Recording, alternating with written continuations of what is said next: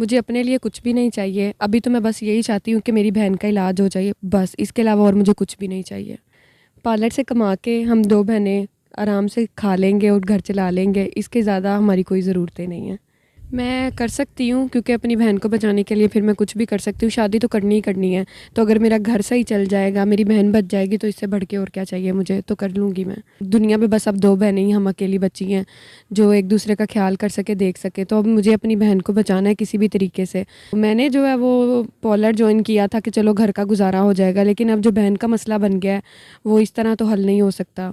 फ़र्ज़ करें अल्लाह की मर्ज़ी कुछ और होती है, आपकी बहन को कुछ हो जाता है तो फिर क्या करें? नहीं, नहीं, इस तरह नहीं कहें आप प्लीज़।